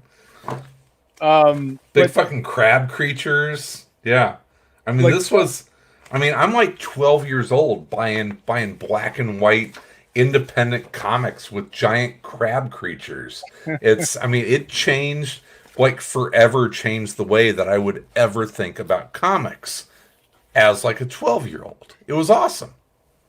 Well, I think I mean, like TMNT was sort of in some ways like the cartoon. People that only know the Turtles from the cartoons think it's like this cute sort of thing, but like the comics were dark and subversive. Stuff died and like blew up, and like they were not this sort of like friendly, family friendly, cute pizza eating cowabunga thing. But fuck, that worked too. Like that, there's no. It's almost like two different worlds. Yeah. You had the mainstream Turtles, and then you had the independent comics Turtles that were like dark and very Frank Miller, and then you also had like the toy line. I mean, the cartoon's more homogenous, but still fairly weird for like a Saturday morning cartoon. That's true. Like in comparison to the comic, it's pretty tame. But like, think about like what other cartoons were what other cartoons would have like a dude turn into a fly monster, or have the Krang, like as like the weird little blobby creature, and like in that compared to what else was on TV as far as like kids cartoons, like what, like this is crazy.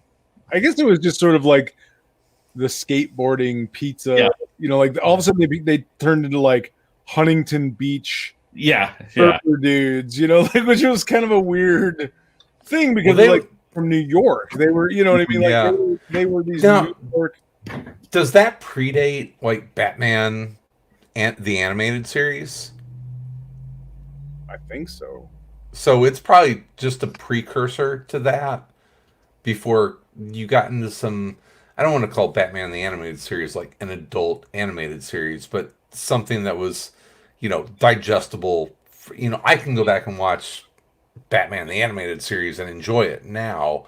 Not I think through. That was a different thing because I think that was harking back to the original Batman and Superman Fleischer brother cartoons. I mean, if you look at Batman the animated series, that's a love letter. It's Bruce Timm's love letter to that era. Fleischer cartoons, which were really, it's advanced. I mean, if you go back and watch, and God, I wish there's some people have like gone back and recolored the original Superman, like the first episode of the Fleischer cartoon, and it's fucking gorgeous. I mean, it's really beautiful. Look for it on YouTube. It's gorgeous. I mean, the artwork in those cartoons are amazing. So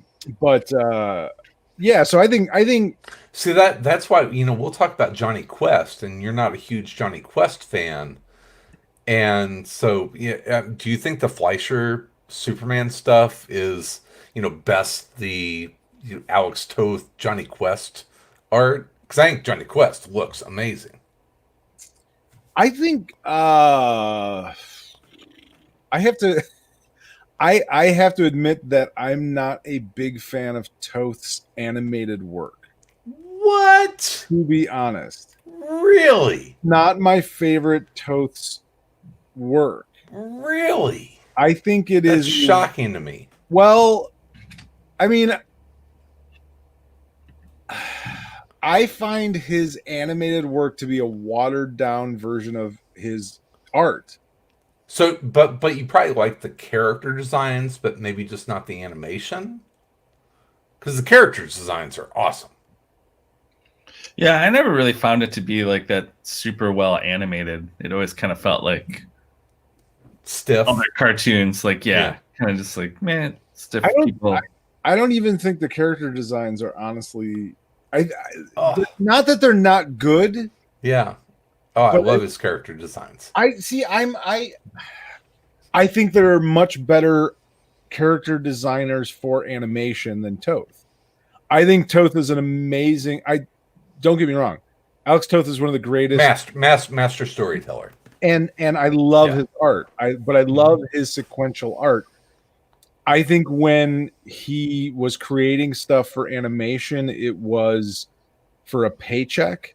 Okay. I don't think it is really his best art, or not even his best art. I don't think it is the best representation of his art. So you'd rather read Alex Toth does Zorro than watch Johnny Quest? Yes. Okay, and that's fair. That's absolutely not even fair. Zorro, but like, what's the other Canon? You know what I mean? Like the what's the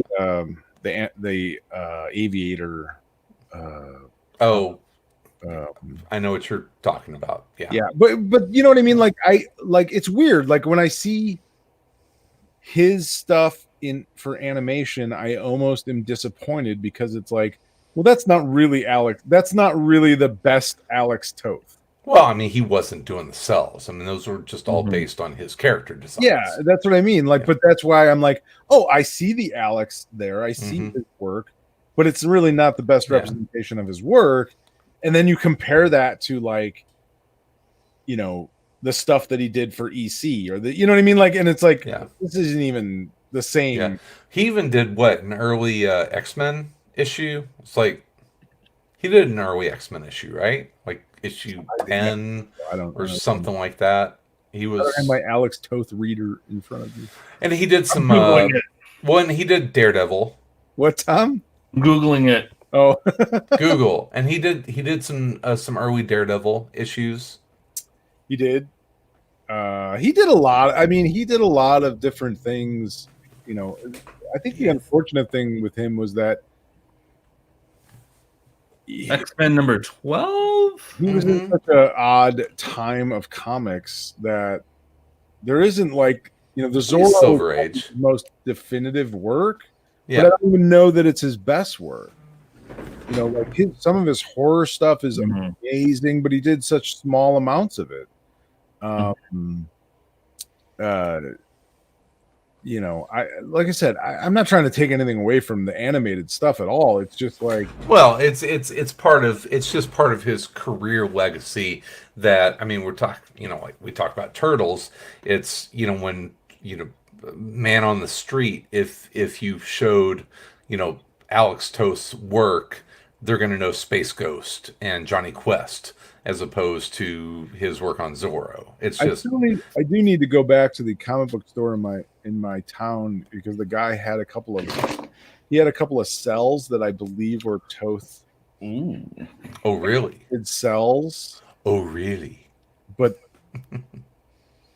I couldn't tell for sure.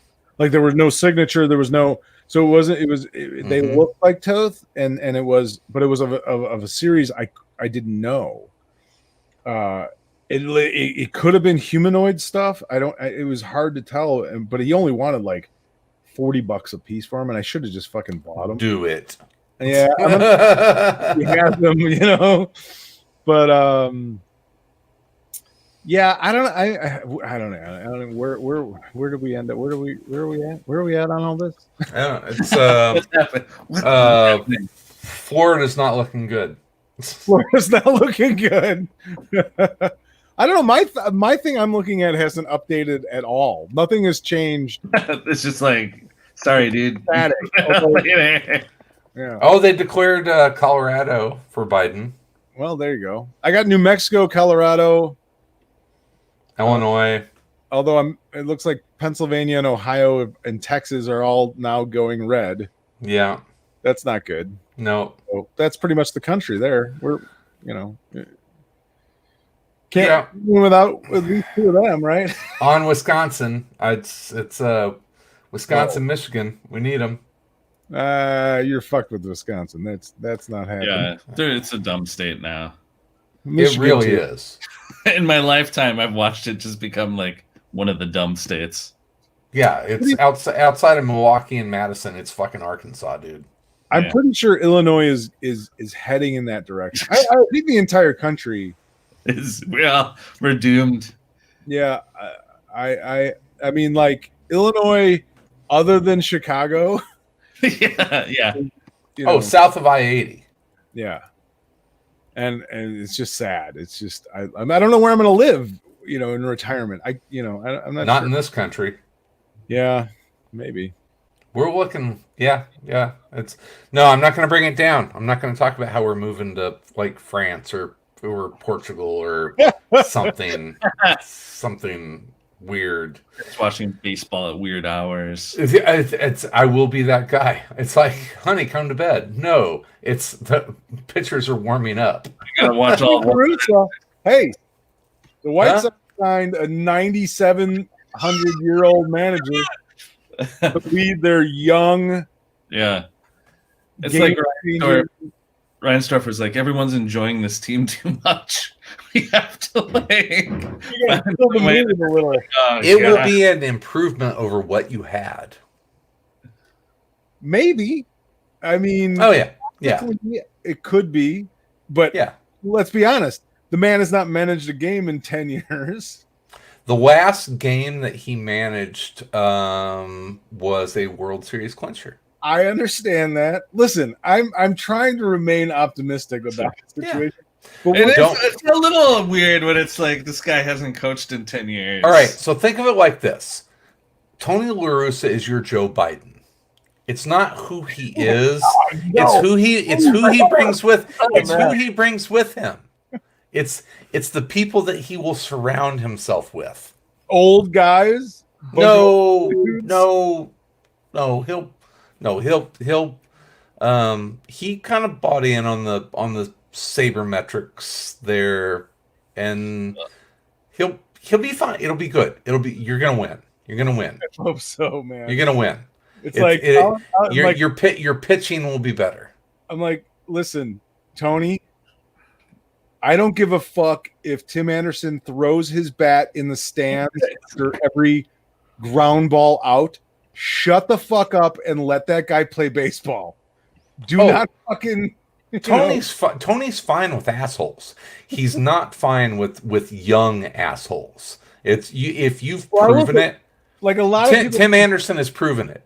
It's if you're a young dick, then he'll have issues with you.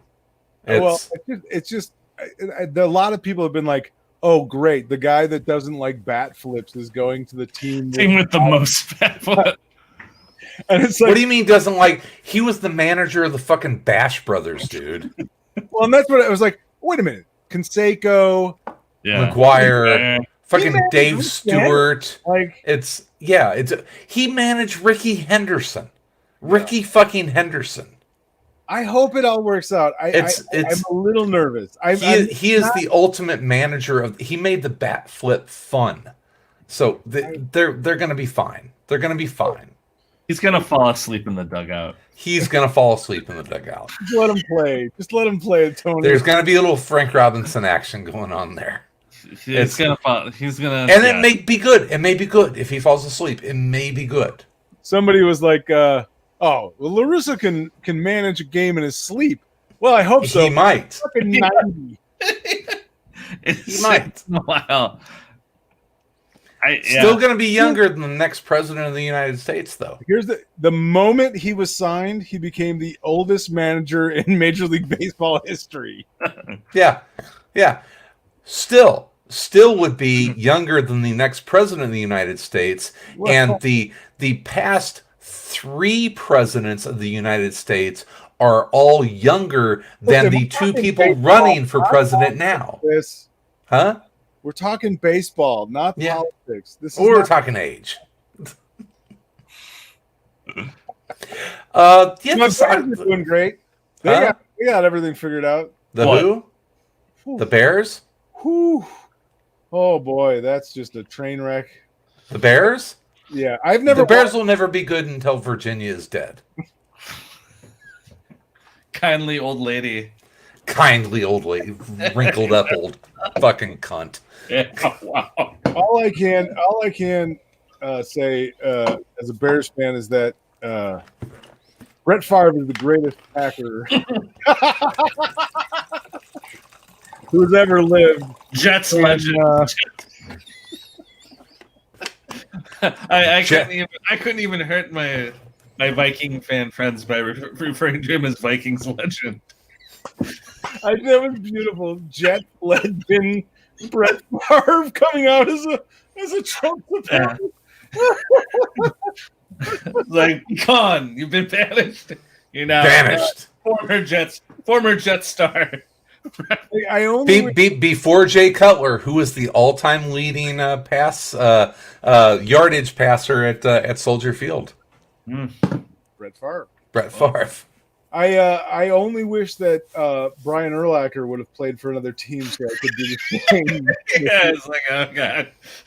Brian Urlacher is like the J.K. Rowling of football players.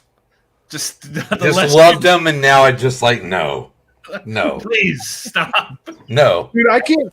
I'm the biggest UFC fan. You know, like I watch. It's like I can't root for any fighters any longer. I just want them all to get brain damage.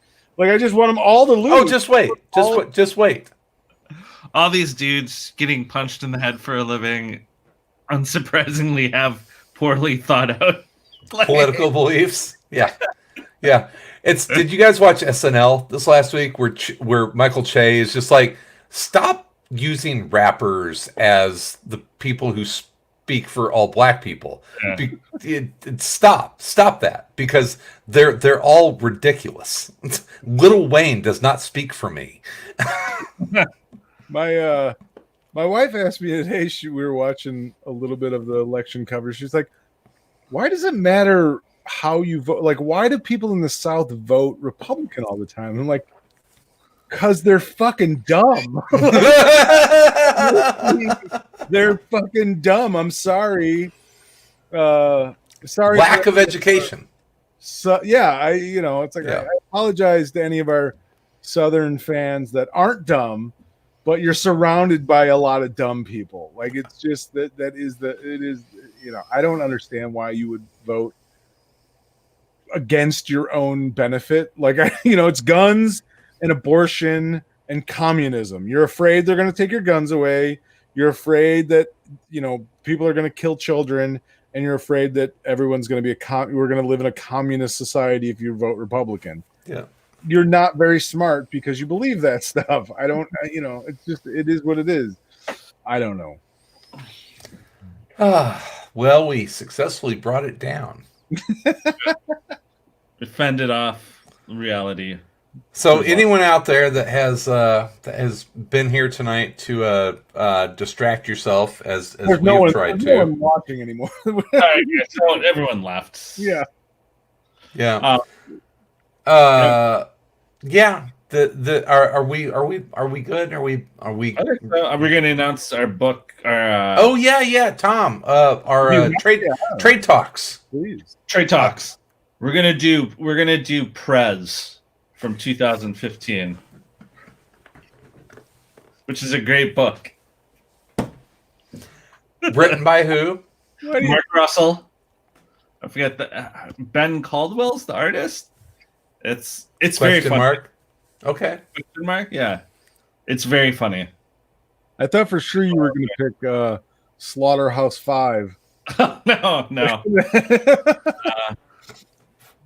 That recently came on Hoopla. I was like, oh, that's got to be Tom's next pick. I'm gonna go stick thematically to a book. I was like, oh yeah, I like this book. I forgot about it. Prez. Nice. 6-issue miniseries. I do agree with you, Tom or Chris. We should revisit Transmet. Yeah, I think that would be awesome. I'd be happy to the Transmet sometime. A long time. A lot though. Like it's like 8 volumes though. Mm-hmm. Yeah, I mean, just like Transmet Volume 1 or something. Yeah, it doesn't even get good, like really good to like 5. Let's go, that's a great fucking series. Transmet is like just a great fucking comic book series. That is Warren Ellis at his best. Well, I mean, if you're a Hunter S. Thompson fan and a Warren Ellis fan, and was a Derek Robinson, yeah, Mm-hmm. yeah. I mean, it's kind of Ellis and Robinson at their kind of like hungry best point of their career, and yeah, it's awesome. It's an awesome series. All right, so Prez Prez in a couple of weeks. Yeah. And catch up on some Transmet. We'll maybe chit chat about that as well. Hopefully, we're not all enlisted in the Civil War. It's coming. The oncoming. I'm gonna become a prepper. I saw a prepper magazine. So Probably too late. I did. I'm very proud. This is the white middle-aged Wisconsinite weekend.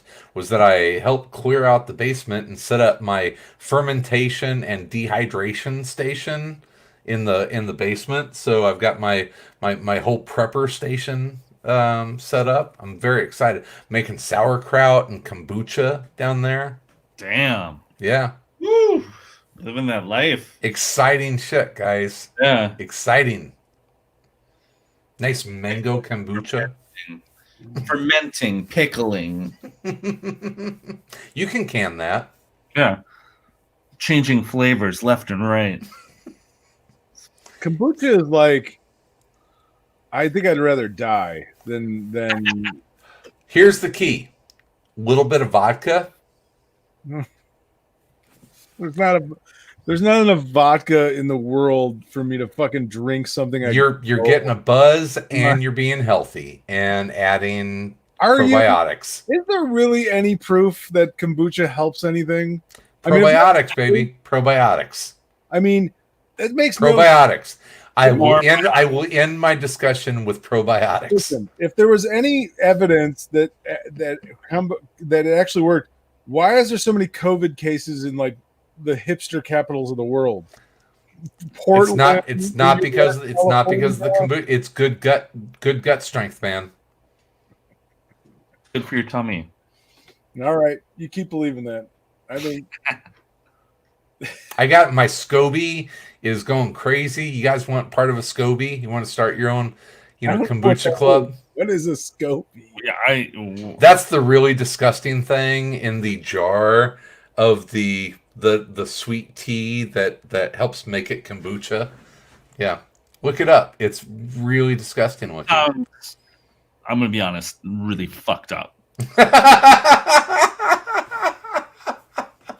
You take this disgusting thing and you put it in a jar of tea, and now it's kombucha.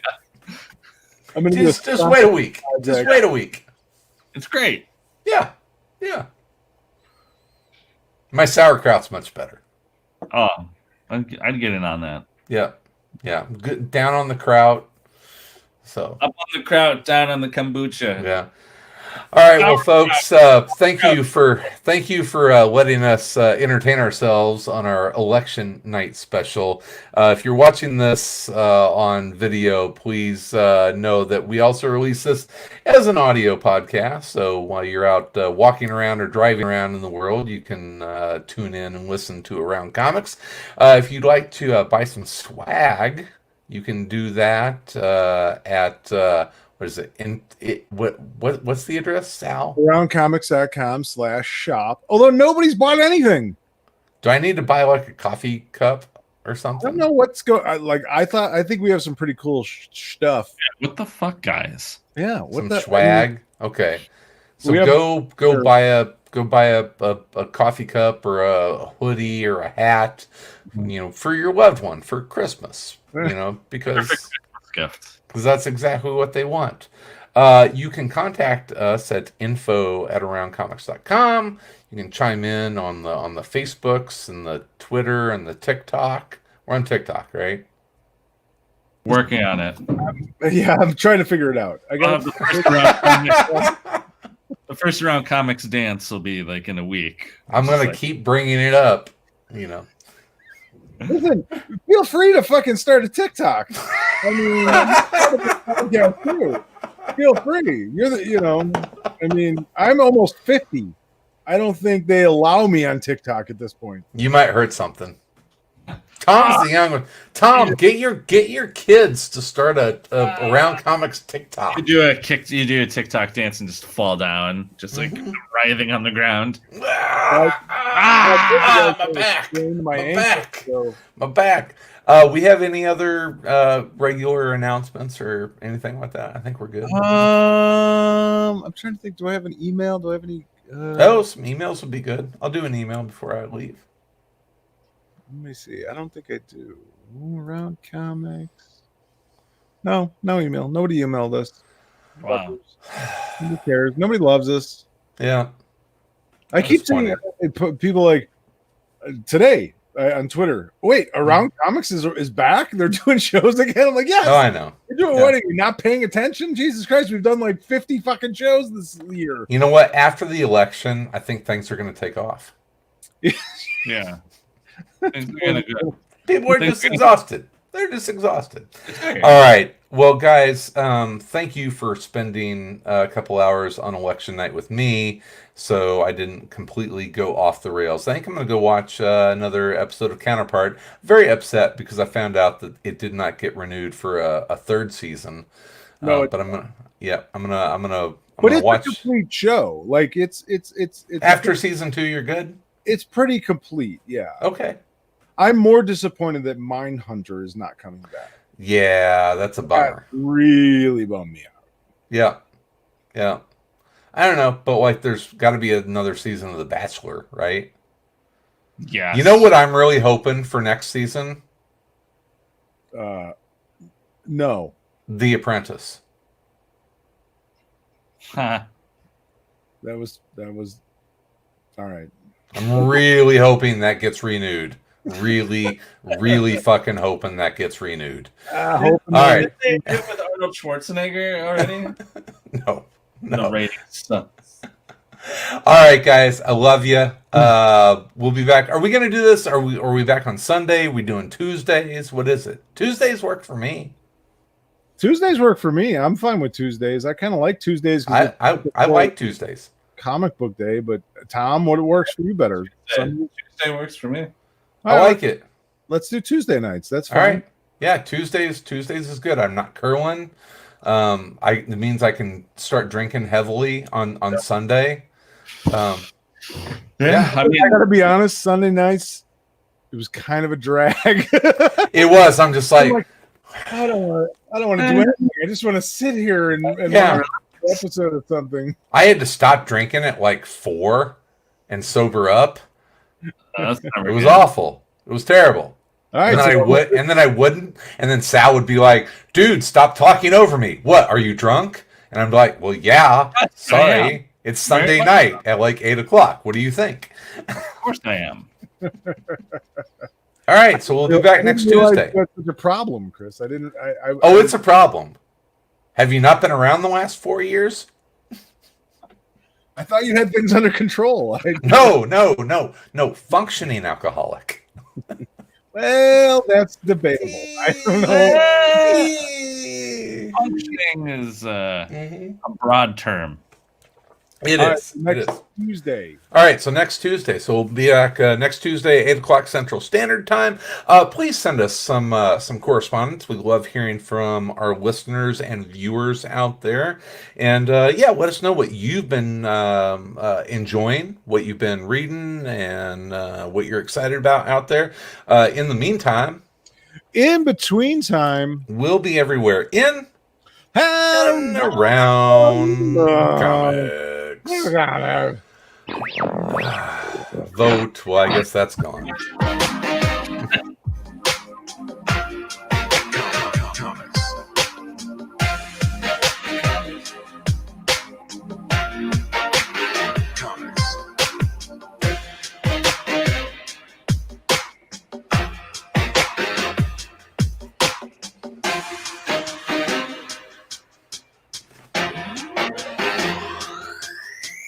Comics.